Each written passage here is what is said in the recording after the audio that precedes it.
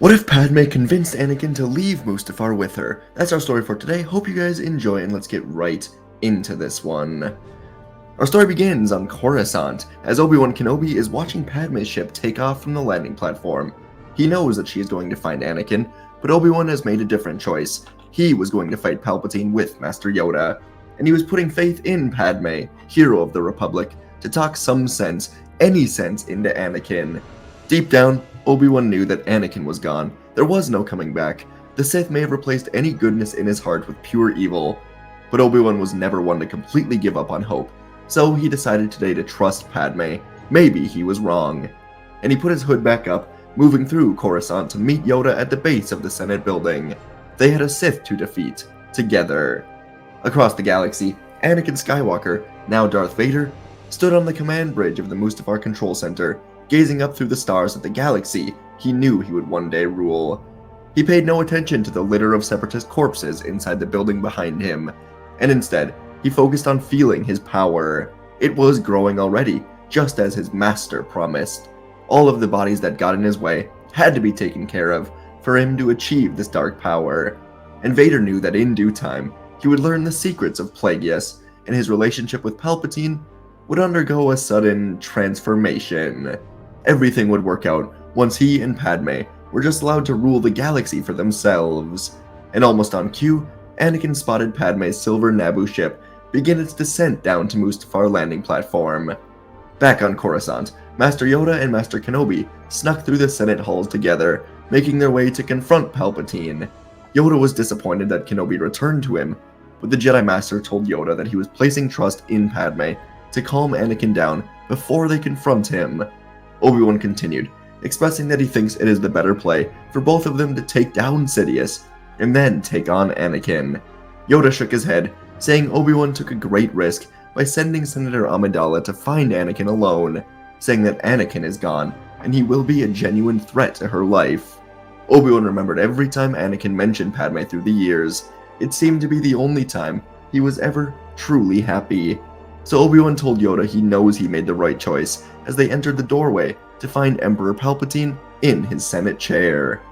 On Mustafar, Padme stumbled down the landing ramp right into Anakin's arms. She was so happy to just be in his warm embrace as she shivered against Anakin, saying she's been so frightened. Anakin smiled down to her, saying she never has to be afraid again, but Padme said that Obi-Wan said terrible things about him, that he turned to the dark side and killed younglings. And just having gotten the words out of her mouth made Padme feel so much better. Now all she had to do was rest in his arms while he held her, promising he would never do anything like that. She started to smile up at Anakin, but instead of the light of love in his eyes, Padme saw only the reflection of the lava. Anakin didn't say, "I could never turn to the dark side." Instead, he said, "Obi-Wan is alive," and his voice dropped an octave. It was cold, and he asked Padme if she told Obi-Wan where he is. Padme had to find her voice in her throat, but she promised she didn't say anything. And Anakin looked up to the ramp of Padme's ship, half expecting Obi-Wan to be there, but it was just him and Padme on this planet, and Anakin said that Obi-Wan is an enemy of the Empire. He needs to die. And now Padme was crying again, saying she doesn't recognize Anakin any longer. The former Jedi was shaking his head, telling Padme she doesn't understand. Nothing can ever happen to them with his new powers. Anakin said they will let Palpatine call himself Emperor. He can do the dirty work. He will make himself the most hated man in the galaxy, and when the time is right, the two of them will overthrow him. They'll be heroes and can finally rule together. Feral joy was burning in Anakin's eyes, and Padme barely even recognized his face. She knew now that Obi-Wan was right. Anakin was dangerous and something had to be done. So Padme softened her face, smiling up at Anakin and saying that he is right. Anakin's overconfidence was making him vulnerable, and he told Padme that he knew she would see his way to be the only way. Padme moved in for another hug, and as Anakin held her, thinking that he finally had everything he would ever want, he had a sudden feeling in the Force. The smallest warning allowed Anakin to tilt his body to the side as his blue lightsaber ignited. The plasma sliced into his side. Not fatal by any means, but certainly painful for a bit, and Padme stumbled backwards while holding the blade. She was looking at Anakin with extreme fear, as if he were some horrible monster, and Anakin was groaning in pain. But now something else began to click for Anakin. The Jedi Temple slaughter, the killing of the Separatists, being here alone with Padme. Anakin realized he was trying to outsmart Palpatine, when this entire time, Palpatine has been 10 steps ahead of him. Palpatine knew Padme would never be with him after what he has done. Palpatine knew that Anakin would force himself to fully embrace the dark side instead of confronting what he has done. Palpatine knew everything. Anakin saw that the only danger to Padme's life was always him. In all of his dreams, all of the nightmares, she was dying in childbirth, but he was never actually by her side. It was always Obi Wan, a Jedi, not Anakin, not a Sith. So Anakin reached out, pulling his lightsaber back into his own hands, right before Padme could do it. And Anakin threw it across the landing platform, telling Padme he is sorry. Anakin fell to his knees as he allowed the darkness to begin to fade away, and a wall in his mind broke down as he remembered everything he did in the temple. Syndrelic, more Padawans than he can even remember, the younglings. Anakin almost threw up. The dark side was the only thing keeping these thoughts from consuming him, but now he just kept repeating himself, asking what he has done. Padme had to gather herself, but she realized she's done it, grabbing Anakin's hand, guiding him onto her ship. She was telling herself, at least for now, that whatever Anakin has done was under some sort of mind control. He was better now. He had to be. On Coruscant, after exchanging some final words between the three of them, Darth Sidious was battling with Grandmaster Yoda and Obi Wan Kenobi. All of them were on the Senate pod as it rose up through the Grand Senate chambers. Yoda and Obi Wan were taking turns between strikes, Yoda jumping forward with speed that even the Dark Lord of the Sith had trouble matching, and Obi Wan was pushing his own lightsaber forward with practiced precision through countless hours of training. He'd fought Dooku, Maul, Savage, Grievous, Ventress, but all of them combined would have trouble matching Sidious's great power. The Senate chambers echoed with the clash of the sabers as the blue, green, and red blades slammed into each other again and again, and once the pod got high enough, Sidious dodged a strike from Obi-Wan, slashed a burn through his spine, but he only cut into his Jedi robes, as Yoda leapt forward, nearly decapitating Sidious. The Dark Lord growled angrily, and he flipped backwards onto the rows of pods, leaving Yoda and Kenobi alone. Obi-Wan recovered, and he and Yoda prepared to follow, but Sidious made a sudden new move. With a flick of his wrist, he unleashed a torrent of Force lightning that arced across the chamber, exploding at least 20 pods into metal debris. The two Jedi looked around, and with a laugh that had been waiting decades to be let out, Sidious threw the tons of debris at the two Jedi, lacing it with more lightning. Yoda leapt up, twisting midair to avoid the assault with the Force, closing his eyes to dodge each and every piece, even throwing some back at Sidious. The Dark Lord used his red blade to deflect any of the shrapnel coming back at him, while sending more and more of it at the Jedi. Obi-Wan was redirecting the lightning and the metal away from them, but it was eventually too much. One piece grazed across his head, cutting through his ear, and another suddenly plunged deep through Obi-Wan's thigh. He yelled out in agonizing pain, falling to his back. His head was ringing, his leg heavily wounded. Yoda took a single second to look over to him, but that second was enough. Sidious reached out and hit Yoda with enough lightning to make Yoda fall from his pod, crashing all the way down to the floor below. Sidious floated back to Obi-Wan's pod now, and Obi-Wan stood back up, saber reignited, and Sidious clashed his red blade against Obi-Wan's a few times before simply cutting through Kenobi's wrist and reaching out to grab Kenobi with a Force choke, laughing the entire time. The Jedi was lifted into the air, gasping for breath, and on the floor below, Yoda was slowly getting back to his feet. This was the reason he wanted to fight Sidious alone. That single moment of distraction may have cost him the battle. But it was not over yet. As Sidious held Obi-Wan in the air, gloating about turning Skywalker to the dark side and destroying the Jedi, Yoda reached out with as much power as he'd ever called upon, and he used the Force to begin ripping the bottom of the wall, holding the Senate together. Yoda always knew the power he held inside of himself. He was one of the strongest in the galaxy, one of the strongest the galaxy had ever seen, and he was letting it all out. In the Senate pod, Sidious's grip on Obi-Wan was released, and Obi-Wan rolled out of the pod, using the Force to slow his fall as he landed softly next to Yoda. The Grandmaster had his eyes closed. He was completely focused, calling upon the Force, and he calmly told Obi-Wan to go. Obi-Wan, of course, tried to get to Yoda, but Yoda blasted Obi-Wan with a Force push that sent Kenobi flying through the only nearby exit, and the doorway was slammed shut. Obi-Wan said aloud, "May the Force be with you, old friend," before tying a piece of his robe around his thigh to stop the bleeding, and he limped out of the collapsing Senate. Sidious noticed what was going on, and he jumped down to the floor, hitting Yoda with lightning to finally knock him out of his focus. But it was too late. Yoda destroyed the foundations holding the building together, and the collapse began.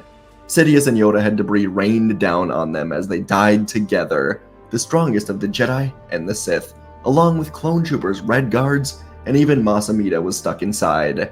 Obi-Wan managed to limp out of the collapsing doorway just in time as the Senate building basically caved in on itself, as Yoda sacrificed himself to end this once and for all, taking Sidious with him. Obi-Wan put his hood up and hopped into the speeder he used to take here. He could hear emergency alarms blaring in the background, getting closer every second, and he flew the speeder away as hundreds of clone troopers, fire and rescue members, and many others arrived. On Naboo, Padme would land her starship in the open field, where she and Anakin spent their first mission together so long ago before the war even began. She still wasn't sure if she even made the right choice, and the stress was wearing her down. Anakin was in the back of the ship as he basically passed out from exhaustion and sadness overwhelming him. He was still in shock and basically was refusing to tell Padme what he did on Coruscant, which all but confirmed to Padme what Obi-Wan told her.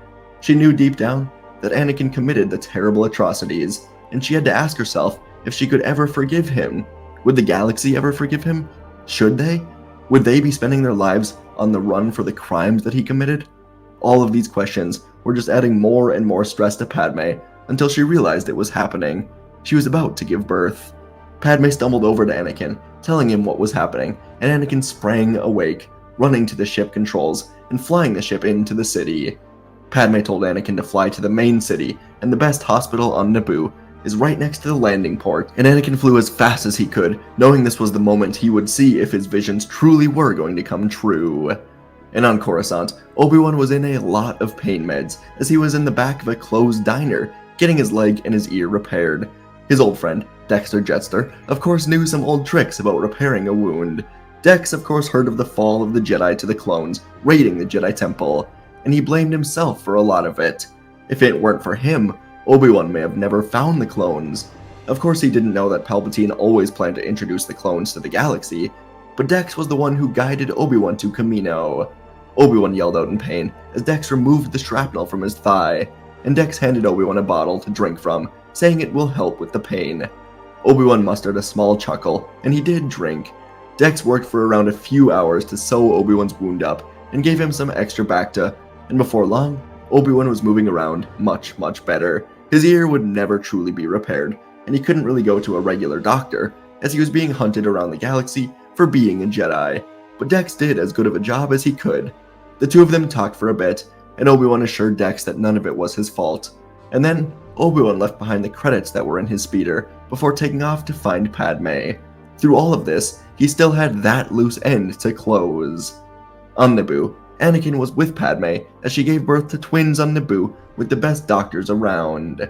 Anakin switched to regular clothes and he cut his hair in hopes of avoiding being recognized, and the hospital staff was far too occupied to be looking for a Jedi anyways, and despite all of Anakin's stress, Padme would survive, leaving Anakin completely numb and saddened as he realized that everything he did since finding Windu about to kill Palpatine was wrong.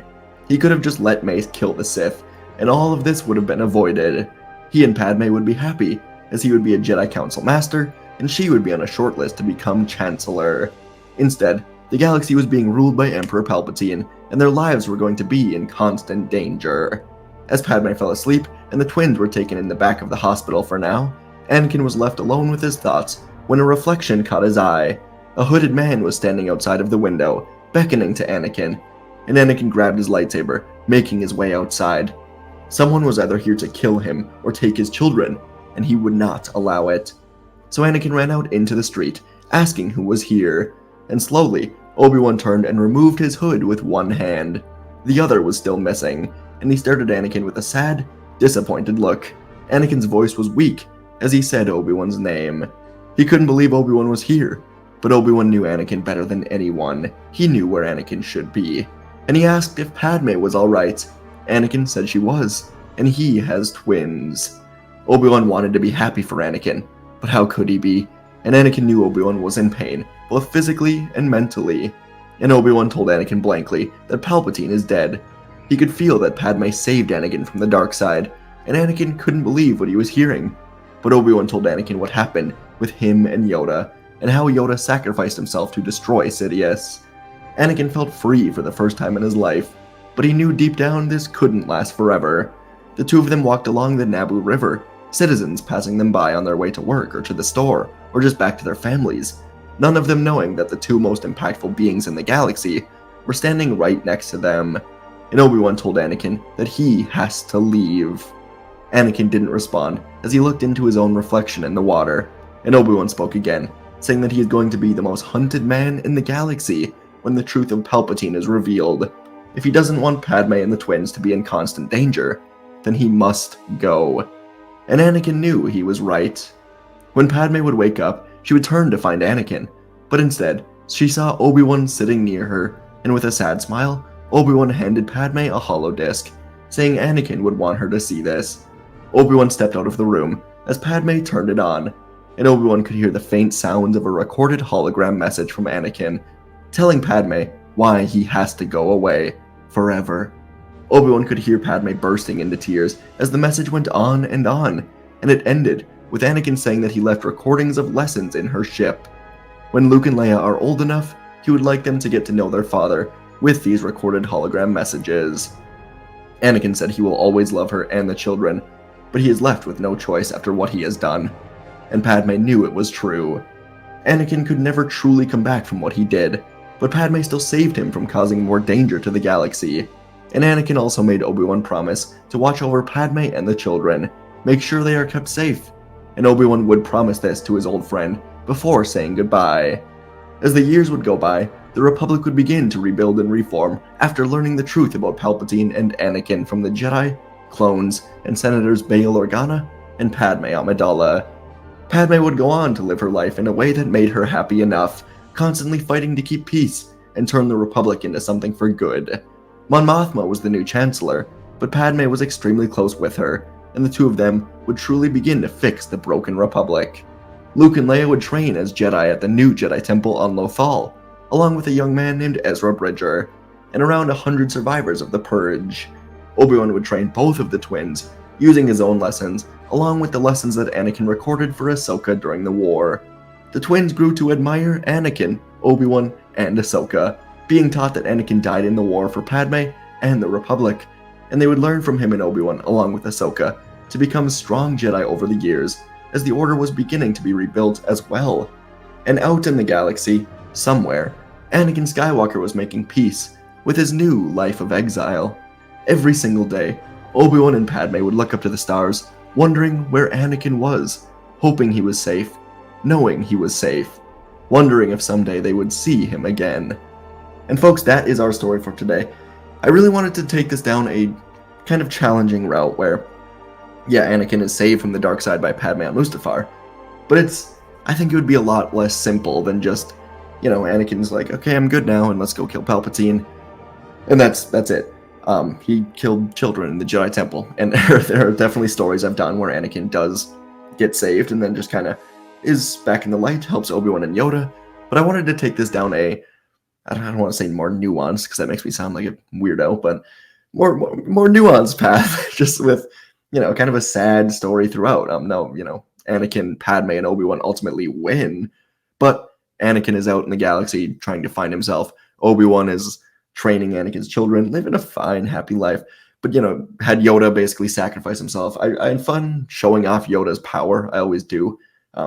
I'm pretty bad at this scripted. I should probably script the ending here of what I'm going to talk about, but yeah, wanted to showcase Yoda's grand power because we never truly see it, and I think in that moment, if, Obi-Wan's about to die, everything's about to fail, Anakin's out there, Yoda would just give in and unleash his full power. So that's what we did there, killing him and Sidious. Yeah, Padme lives, Obi-Wan lives, twins live, Anakin's out there somewhere. I have ideas for a part 2 if this video does well. So yeah, thanks for watching, and I'll see you in the next video.